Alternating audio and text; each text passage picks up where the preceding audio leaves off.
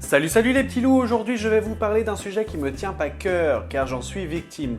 Mais avant toute chose j'aimerais vous mettre, vous tenir au courant que je ne suis ni nutritionniste ni médecin, je suis juste un patient. Donc je vais vous donner du point de vue d'un malade et non pas d'un professionnel. Donc je peux être flou par certains endroits. Donc j'ai remarqué sur internet que rares sont les gars qui parlent de troubles du comportement alimentaire. Donc il y a cette image que la femme est attachée à ses troubles, alors que nous aussi les gars, nous pouvons avoir nos complexes et nos mal-être, et surtout nos troubles du comportement alimentaire. Alors certes, un homme célibataire a l'image qu'il ne peut pas faire de plat sainement, où il a des difficultés. Pourtant, pour ma part, on va devoir remonter dans l'enfance, voire même l'adolescence plus précisément, où les premiers troubles du comportement alimentaire se sont installés.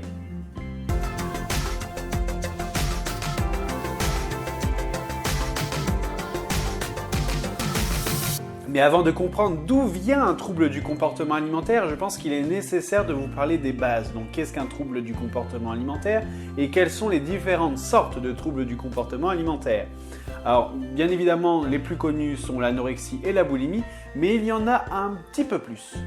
Dans certains articles, vous avez pu voir que des journalistes ou des nutritionnistes, tout simplement, utilisent le terme TCA. Qu'est-ce que c'est? Donc c'est le trouble du comportement alimentaire.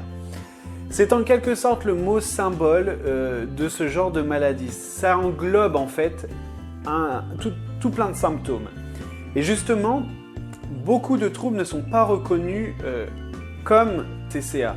Là après, ce sont les psychologues et médecins et nutritionnistes qui doivent se mettre d'accord. Bon, ça après, c'est un autre débat. Quoi qu'il arrive, je vais commencer par vous parler des troubles du comportement alimentaire dits typiques. Ce sont les plus courants, les référents en quelque sorte. Tout d'abord, l'anorexie. Je pense que c'est le plus connu, surtout le plus médiatisé, surtout dans le monde du mannequinat. C'est le fait de ne plus manger, de boire très peu ou pas du tout. Bref, l'œsophage, l'estomac et surtout le corps en prend un coup car si on force un individu à manger, il va se faire vomir. Donc, j'ai connu quelques personnes qui ont vécu ce trouble et croyez-moi que je leur tire mon chapeau car ils ont réussi à passer au-dessus de ça et il en faut du courage. Ensuite, nous avons la boulimie. Là, c'est l'inverse de l'anorexie. C'est l'individu va ingurgiter beaucoup de nourriture puis se faire vomir parce qu'il culpabilise. Alors, bien évidemment, c'est le même danger que l'anorexie. Le corps est complètement chamboulé car il va commencer à travailler car il a une énorme quantité de nourriture dans le corps, donc il faut l'éliminer. Et puis d'un coup, plus rien. Donc le métabolisme est complètement chamboulé, donc une prise de poids, un changement drastique du corps peut se faire. Et je connais du monde qui ont été victimes de ce genre de maladie et malheureusement, ils ont perdu le plaisir de manger. Et je pense que c'est des choses les plus dramatiques qu'on peut vivre, c'est de ne plus avoir le plaisir de manger, que ça devienne une obligation. Alors j'espère qu'un jour ils vont pouvoir reprendre plaisir, mais j'avoue que ce n'est pas gagné. Ensuite, l'hyperphagie. J'en suis victime même maintenant, car il faut le savoir, un trouble du comportement alimentaire ne peut être soigné véritablement. Il peut être atténué, certes, mais si le stress et le mental ne suivent plus à un certain moment, il peut avoir des rechutes. Donc le soin peut être très lent, mais il ne faut pas l'oublier qu'un malade restera un malade, malheureusement. Donc l'hyperphagie, c'est le fait d'engloutir des tonnes et des tonnes de nourriture sans le vomir. On garde tout, on n'est pas partageur, comme j'aime l'autodérision, autant le faire jusqu'au bout. On n'est pas partageur parce que c'est pour combler un vide, oui. C'est aussi une manière de gérer son stress, voilà. Donc on comble le vide en nourriture et puis le problème c'est que c'est aussi pour punir son corps car on ne l'admet pas.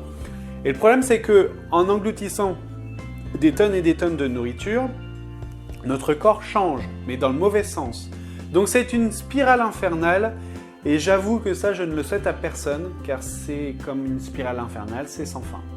Maintenant, je vais vous parler de TCA dit atypique. C'est en quelque sorte des troubles plus précis, que ce soit en termes d'âge, en termes de circonstances. C'est surtout les moins connus. Donc on va commencer par l'orthorexie. Je dois avouer que j'ai eu du mal à connaître ce TCA. Et pourtant, j'ai connu quelqu'un comme ça. L'orthorexie, c'est la mode en ce moment avec les femmes. C'est le fait de toujours c'est une obsession de toujours manger sainement. Donc on va manger des légumes parce qu'on dit qu'à la télé que c'est sain. Sauf qu'on va complètement oublier le reste. On va vraiment penser qu'à la vertu des aliments, sans penser au calcium, sans penser à la viande, etc. Même si certains légumes peuvent remplacer la viande. Ce qu'il faut savoir, c'est que justement le corps a besoin de certaines vitamines, de certaines choses, et s'il n'en a pas, il y a carence. Et c'est là le danger. Donc certes, il faut manger sainement, mais manger sainement ne veut pas dire manger que des légumes, c'est manger de tout, à petite quantité, tout en restant raisonnable. La conduite restrictive obsessionnelle, c'est le fait d'être en régime constamment. Même si on n'a pas besoin de maigrir, eh ben on est en régime quand même. Et j'avoue que ceux qui sont victimes de ce trouble alimentaire, eh ben c'est ceux qui n'ont pas énormément besoin de maigrir. Alors faites attention, un régime peut être positif, mais il faut savoir l'arrêter et surtout maîtriser son poids sans que ça en devienne une obsession. Le grignotage pathologique, c'est, je pense, le trouble où vous pouvez peut-être vous y retrouver, malheureusement. Alors c'est le fait de grignoter hors des repas. Alors bien évidemment, on peut manger un gâteau, on peut faire le goûter sans que ce soit un trouble alimentaire. Sauf que quand c'est un paquet de céréales entier, un paquet de gâteaux ou 4 litres de lait ou je ne sais quoi, et que ça devienne une obligation, il faut faire surveiller parce que ça peut être un trouble. Alors bien évidemment, il y en a bien d'autres comme la déglutition, le fait de manger puis de déglutir, donc de faire revenir la nourriture dans la bouche et la ravaler. Je dois avouer que c'est pas très jojo ce que je viens de dire, mais bon, bon appétit bien sûr. Même les bébés peuvent être touchés par un trouble de TCA.